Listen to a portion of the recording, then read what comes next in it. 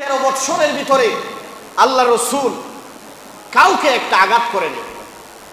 আল্লাহ রসুলকে পাগল বলেছে, আল্লাহ রসুলকে মক্কার ছোট ছোট ছেলেরা তুতু নিক্ষেপ করেছে, আল্লাহ রসুলকে ধুলাবালু নিক্ষেপ করেছে, আল্লাহ রসুলকে দল বল নিয়া একসাথে গলার মধ্যে গামছা ফেসাইয়া তারা আল্লাহ রসুলকে টানা হেসরা করেছে।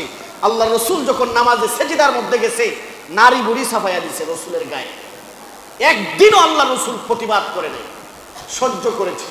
তাহলে মোহাম্মদ সন্ত্রাস নাকি আবু জেহেলের গোষ্ঠীরা সন্ত্রাসী? আবু জেহেল এবং উতবা সাহেবা গোষ্ঠীরা হলো সন্ত্রাসী গোষ্ঠী।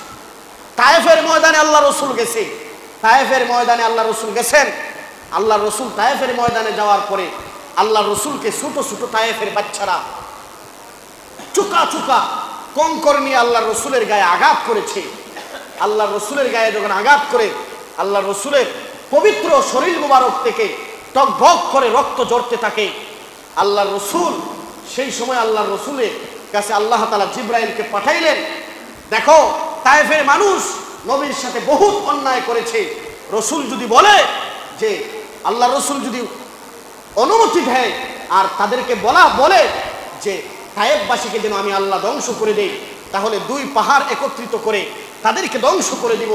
জিবরাইল যখন আল্লাহ রসুলের কাছে আইসা বললেন, ইয়া রাসূলুল্লাহ আপনি কি তায়েফবাসীর জন্য বদদুয়া করেন? আল্লাহ রসুল বললেন, না, আল্লাহুম্মা হদি কওমি ফাইন্নাহুম লা ইয়ালামুন, হে আল্লাহ আমার এই কওমকেও তুমি হেদায়েত দান করো, কেননা তারা যা কিছু করেছে কোনো কিছুই বুঝে করে নাই, তারা আমি রসুলকে বুঝতে পারে নাই। আল্লাহ তুমি তাদেরকে মাফ করে দাও, তাদেরকে হেদায়েত দিয়ে দাও। সুবহানাল্লাহ বলেন। এই দোয়া আমার রসুল করেছে তায়েফের ময়দানে। 13 বছর শুধু মাইর খাইছে আর আল্লাহর রসুলকে বলে জঙ্গি। আসলে যারা ইহুদি খ্রিস্টানরা হলো জঙ্গির আখড়া এবং কারখানা। জুড়ে বলেন ঠিক কিনা? সারা পৃথিবীতে ইহুদিরা সন্ত্রাসী কার্যক্রম চালাচ্ছে। এবার আসেন, আল্লাহর রসুল মক্কা সাইরা 13 বছর শুধু মাইর খাইছে। 13 বছর মাইর খাওয়ার পরে যখন আল্লাহ রসুলের বয়স হলো 53, আল্লাহ তাআলা বললেন তোমার মক্কা ছাড়তে হবে। যেই ভূমিতে তুমি 53 বছর অতিবাহিত করেছো, 1-2 বছর না, 53 বছর। আমরা আর আপনারা যদি আমার মতো আপনার মতো ইমানদার হইলে আমরা নারীর লোভে, ধনের লোভে, সম্মানের লোভে এক জায়গা থেকে আমরা আরেক জায়গায় যাইতাম না। যদি বলেন ঠিক কিনা? আল্লাহ রসুল যাইতেন, যদিও যাইতেন সাহাবায়ে কেরাম যাইতেন না, আমাদের মতো ইমানদার হলে যাইতেন না। কিন্তু দেখেন আল্লাহ রসুল তাদের আক্রমণ থেকে বাঁচার জন্য মক্কা থেকে 500 কিলোমিটার দূরে মদিনায় চলে যান। তাদের আক্রমণ থেকে বাঁচার জন্য, সন্ত্রাসী কার্যক্রম থেকে বাঁচার জন্য আল্লাহ রসুল মক্কা থেকে মদিনায় যান। মক্কা থেকে মদিনায় গিয়ে আল্লাহ রসুল একা যান নাই, শত শত সাহাবায়ে কেরামকে নিয়ে যান। ওই সাহাবীরা তাদের ধন সম্পদের কোনো অভাব ছিল না। এমনও ব্যক্তি ছিল কুড়াল দিয়া স্বর্ণ কাটছে, কুড়াল দিয়া স্বর্ণ কাটছে, এরকম ধনী ব্যক্তিও মক্কার মধ্যে ছিল।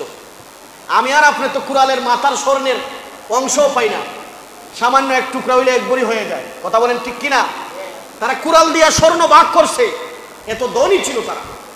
সমস্ত সম্পদকে লাথি মেরে আল্লাহর রসুলের ডাকে সাড়া দিয়া নারীর লোভ, দুনিয়ার লোভ, সব লোভ ছেড়ে দিয়া আল্লাহর রসুলের সাথে নিঃস্বভাবে খালি হাতে রওনা দিয়েছে। সুবহানাল্লাহ বলেন। তাদের ঈমান কেমন ছিল? আল্লাহ রসুল মদিনায় গেলেন, মদিনায় যাওয়ার পরেও বেঈমানরা শান্তিতে থাকতে দেয় না। বেঈমানরা বলে মুহাম্মদ মদিনায় গেছেন, মদিনার মধ্যে অ্যাটাক করো, মুহাম্মদকে দুনিয়া থেকে নিঃশেষ করে দিতে হবে। আল্লাহর রসুলকে মদিনা থেকে নিঃশেষ করার জন্য তারা মক্কা থেকে দল বল নিয়ে মদিনায় যায়, মদিনার দিকে রওনা দেয়। এবার আল্লাহ তাআলা হুকুম জারি করলেন কোরআনের বিভিন্ন জায়গায় যে আপনি এবার বসে থাকবেন না, আপনার যদিও বাহিনী কম, যদিও অস্ত্র কম, সাহায্য করব আমি আল্লাহ। যান আপনি এবার সন্ত্রাস নির্মূলের মাধ্যমে, সফল জিহাদের মাধ্যমে দুনিয়াটাকে একটা শান্ত পৃথিবী উপহার দিতে হবে। জোরে কোন সুবহানাল্লাহ। সারা পৃথিবীর শান্ত একটা পৃথিবী জিহাদের মাধ্যমে সন্ত্রাস নির্মূল করে সন্ত্রাসের বিরুদ্ধে আপনাকে দাঁড়াতে হবে। এবার আপনি যুদ্ধের ময়দানে ঝাঁপিয়ে পড়ুন। 313 জন সাহাবাইকে নিয়ে মদিনার এক প্রান্তরে বদরের যুদ্ধে সেই স্থানে বেঈমানরা গিয়া 1000 সশস্ত্র বাহিনী নিয়ে উপস্থিত হয়। আল্লাহ তাআলা ওই যুদ্ধের ভিতরে সর্বপ্রথম মুসলমানদের পক্ষে 5000 ফেরেশতা পাঠাইয়া আল্লাহ তাআলা মুসলমানদেরকে বিজয়ী দান করলেন। সন্ত্রাস নির্মূল করেছেন। আল্লাহর রাসূল সন্ত্রাসী ছিলেন না। ইহুদি বেঈমানরা সারা পৃথিবীতে অতীতেও সন্ত্রাস করেছে, বর্তমানেও সারা পৃথিবীতে সন্ত্রাসী কার্যক্রম চালাচ্ছে। এর মূল হুতা হলো ইহুদি এবং নাসারারা। জোরে বলেন ঠিক কিনা?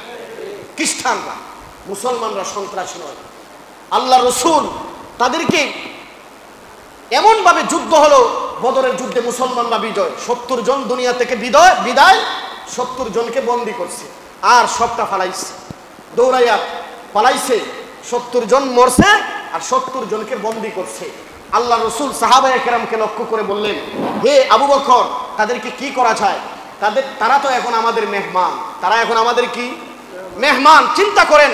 আর ইসরায়েলে যেই সমস্ত ফিলিস্তিনিরা বন্দী ছিল, খাটের মতো শুকাইয়া তারা তাদের অস্তিত্ব বিলীন করে দিয়েছে, তাদেরকে যত ধরনের নির্যাতন আছে সব করেছে।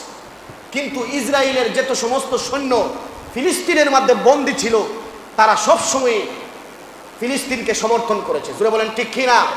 আপনারা তাকান, কয়েক মাস আগের চিত্রের দিকেই তাকান, যত বন্দী ছিল যারা বাহির হয়েছে ফিলিস্তিনের পক্ষে কথা বলেছে। ফিলিস্তিন সন্ত্রাসী রাষ্ট্র নয়, সন্ত্রাসী রাষ্ট্র হলো ইসরায়েল, হলো সন্ত্রাসী রাষ্ট্র। এটা তারা বলে দিয়েছে যে মুসলমানদের কাছে, ফিলিস্তিনের কাছে তারা ছিল নিরাপদ, ইসরায়েলের কাছে তারা নিরাপদ নয়।